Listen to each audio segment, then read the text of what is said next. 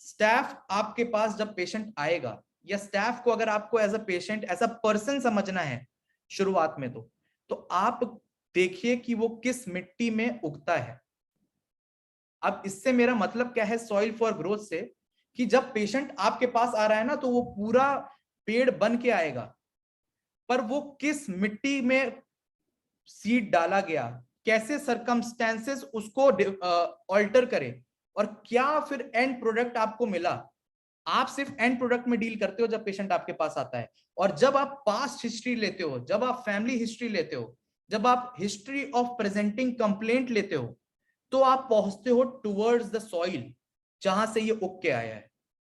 और इसी के थ्रू हम स्टाफ की पर्सनैलिटी को जानेंगे।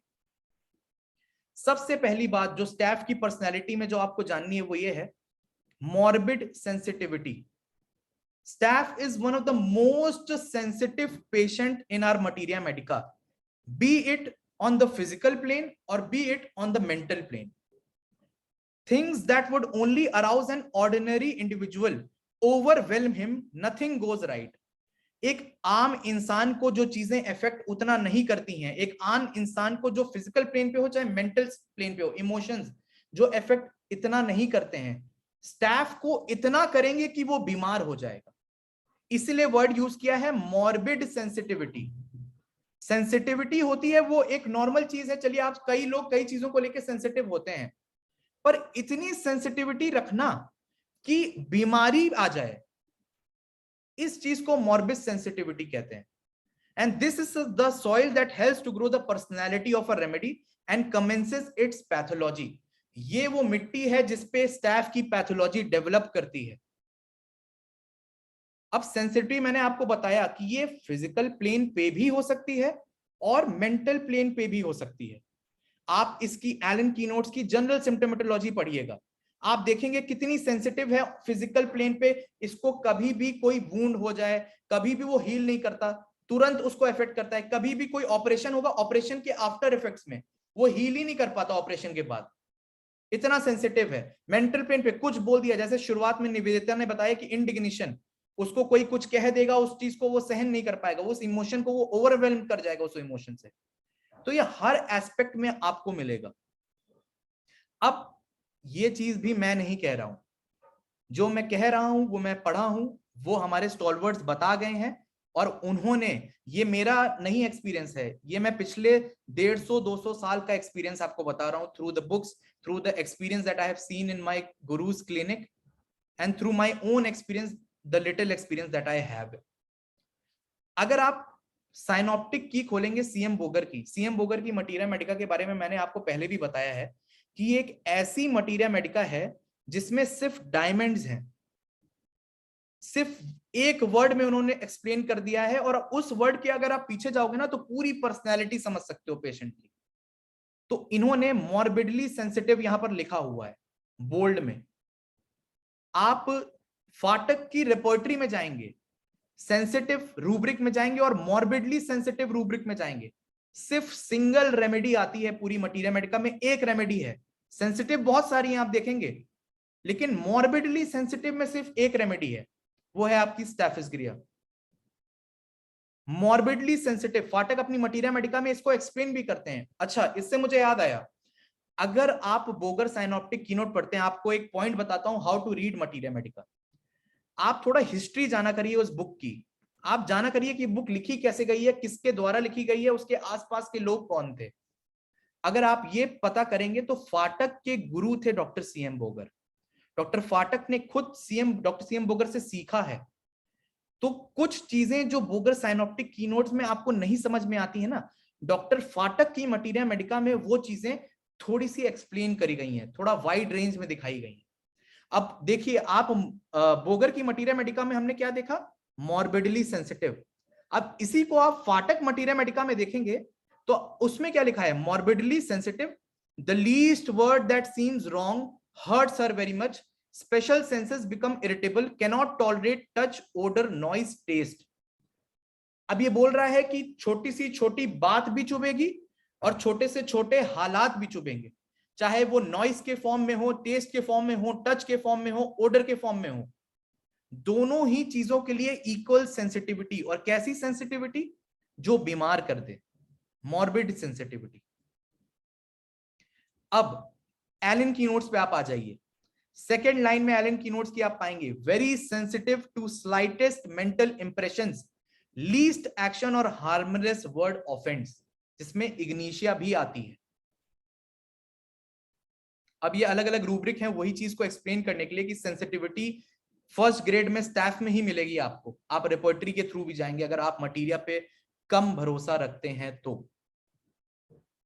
अब आप एक बात बताइए, अगर कोई ऐसी पर्सनैलिटी है जो इस तरीके की सेंसिटिविटी पोजेस करती है अपने अंदर, तो what would happen if such a sensitive person goes through a phase in life which causes an emotional turmoil.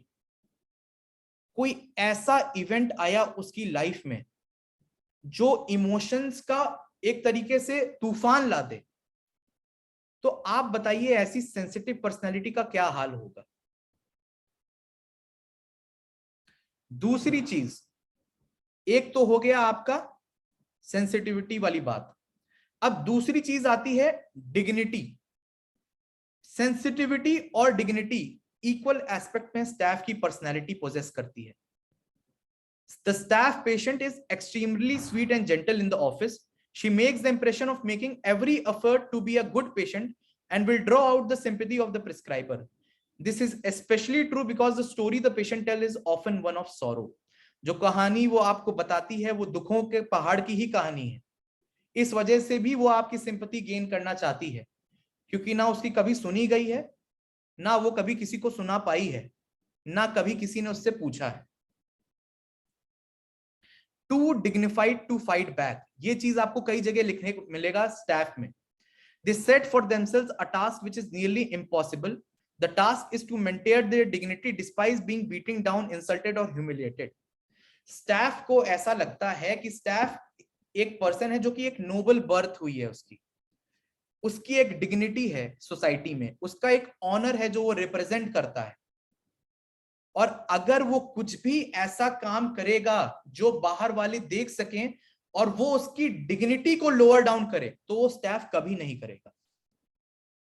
आप स्टाफ को कुछ ऐसा बोलो या कि उसके साथ कुछ ऐसा करो जिससे उसके अंदर वो एंगर डेवलप हो, पर अगर स्टाफ वो एंगर बाहर एक्सप्रेस करेगा तो स्टाफ को लगेगा कि मेरी डिग्निटी में इतना ऑनरेबल पर्सन हूं, अगर मैं बुरी तरह चिल्लाऊंगा, बुरी तरह रिएक्ट करूंगा, चीजों को फेंकूंगा गुस्से में, तो मेरी क्या डिग्निटी रह जाएगी सोसाइटी में।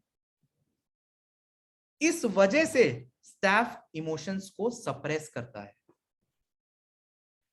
He feels that he should live up to his sense of dignity and honor, which is often far more than needed in a man in his position. अब इस बात को समझिए आप, जिस तरीके का स्टाफ पर्सनैलिटी है वो सेंसिटिव है। अगर सेंसिटिविटी में ये ऑनर और ये डिग्निटी की ओवरवेल्म कर जाएगी ना, तो वो क्या करेगा आप बताइए। अब वो एक तो इतना सेंसिटिव है, उस पे लोग बोले पड़े हैं, वो इंपैक्ट हुए जा रहा है। अब इंपैक्ट के बाद वापस भी तो वो करेगा, रिटेलिएट। पर जहां बात रिटेलिएशन की आती है, स्टाफ को अपनी डिग्निटी और नोबिलिटी याद आ जाती है कि मैं कैसे रिटेलिएट कर सकता हूं, मेरी डिग्निटी लोअर डाउन हो जाएगी। और इसी असमंजस में स्टाफ फंसा रहता है, इसी असमंजस में स्टाफ धीमे धीमे धीमे धीमे धीमे धीमे कुड़ता रहता है। He should not do anything that is undignified, even though others may do so. दूसरे करें तो ठीक है, मैं ऐसा नहीं करूंगा। He should never lower himself to the other's man level and retaliate by acting as he does. He cannot lose his temper and become abusive or violent. यही चीजें जो मैंने अभी आपको समझाई, were he to do so, so he would feel very upset and feel that he had done himself an indignity, and this to him would be worse than the effect of insult itself. दूसरा मुझे कुछ कह रहा है, उसकी insult से मुझे उतना दुख नहीं होगा, लेकिन अगर मैंने उस इंसल्ट पे वापस ऐसा रिएक्ट किया कि मेरी डिग्निटी लोअर डाउन हो गई, तो उस दुख के, उस गिल्ट के साथ मैं कभी नहीं जी सकता। वो गिल्ट मेरे लिए इंसल्ट से भी ज्यादा हार्मफुल है स्टाफ पेशेंट के लिए। मेरे लिए मतलब मेरे लिए मत समझिएगा। अब यही आपको एलन की नोट में आगे लिखा मिलेगा, was insulted, उसको इंसल्ट किया गया but being too dignified to fight, मैं अपनी नोबिलिटी नहीं गिराऊंगा। Subdued his wrath and went home sick, उसको सप्रेस करके घर गया, बीमार हुआ, क्योंकि इमोशंस जो ओवरवेलमिंग होते हैं वो आपकी बॉडी में फिजियोलॉजिकल चेंजेस भी लाते हैं। जब आप गुस्सा होते हैं आपका ब्लड प्रेशर भी हाई होता है, पर आप उसको दबा रहे हो, आप उसको एक्सप्रेस नहीं कर रहे हो, आप उसको दबाए जा रहे हो। Trembling and exhausted, the reverse of knocks. अब यहां पर आप में से कोई बताएगा इसमें रिवर्स ऑफ नक्स क्यों लिखा हुआ है? यहां पर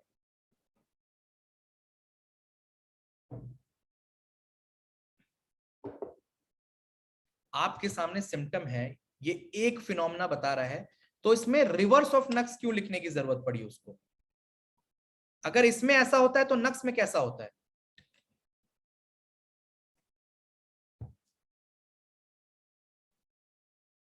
कोई भी बताएगा?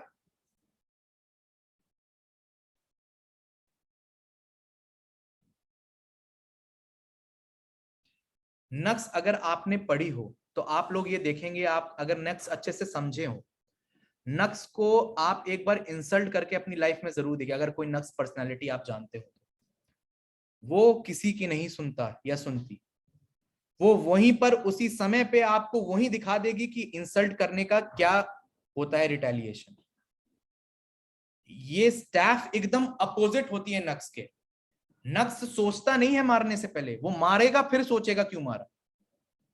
स्टैफ मारना छोड़िए, सोच ही नहीं पाएगा कि मारूं क्या मैं, क्योंकि वो इतना अपने आप को अलग रखता है, दुनिया से नोबल रखता है, एक डिग्निफाइड पर्सनैलिटी मानता है।